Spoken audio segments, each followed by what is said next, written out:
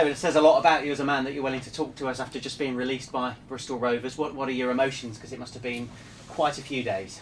Yes, part and parcel of football really. Obviously I'm gutted to be leaving. You know, gutted the way things have ended up as well. You know, we end up kind of the last game of the season. You know, to finish on that for the club and the players and the fans is, gutting. We've had a few days to reflect on it myself as well, and then obviously we told I'm not getting a contract. Obviously, again, it's gutting, but again it's football really. I've been there before.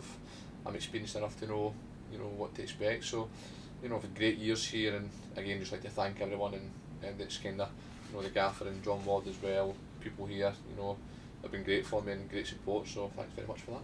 Did you fear the worst when you spoke to David Clarkson yesterday? Yeah, I did, to be honest. I had it in the back of your mind. You're always the same. When you're out of contract, you always think, that'll be it for me. And I think after obviously, getting relegated, then I thought that'll be it. I think it's he wants a fresh start. He'll bring in his own players. So again, I can accept that. That's football. He wants to do his own thing, and again financially and that as well. The club are in a different situation next year, so they need to make changes as well. How did you not score on Saturday? That's the question. I think everyone keeps asking themselves, how well we played and the chances we had. We've hit the bar twice, and we've had a few headers or shots just by the post, and a few opportunities, and the keeper's had a great save and stuff, and we've done everything but score. But again, I think that's the difference. I think you probably look at them and they've had probably 1-2 chances and scored one of them. And I think that's a fine line in football right through the leagues, not only obviously in League Two, but I think that's a fine line in football, that's the difference. Can you remember the full-time whistle and how you reacted? Yeah, I can remember saying to Parksy, he was right next to me, I just looked at him and said, "Is that it?"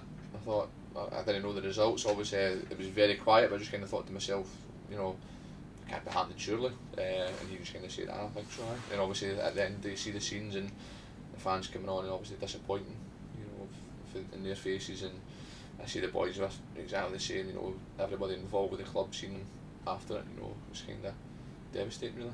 I imagine you'll never forget the scenes in the dressing room after either. There wasn't any scenes, to be honest. Everybody just came in and they said, no one said a word. The gaffer came in, obviously said his bit, but the boys were gutted really. Everybody just sat there, their heads down, and absolutely devastated. To say it's hard to find the words to say.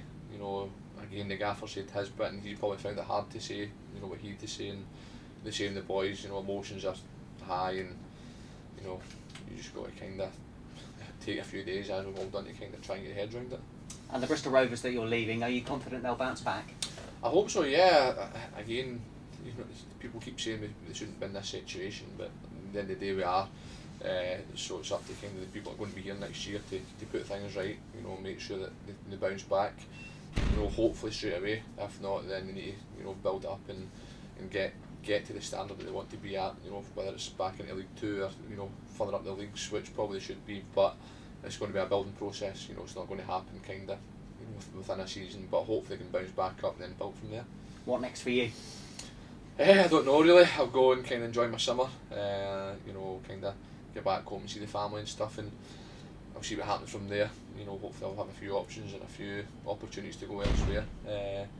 But for me it'll just be a case of waiting, to see what happens. The same once people are back pre-season, if people have got their budgets, then see what comes up for me hopefully. Thank you very much for your time. Thank you. Thanks.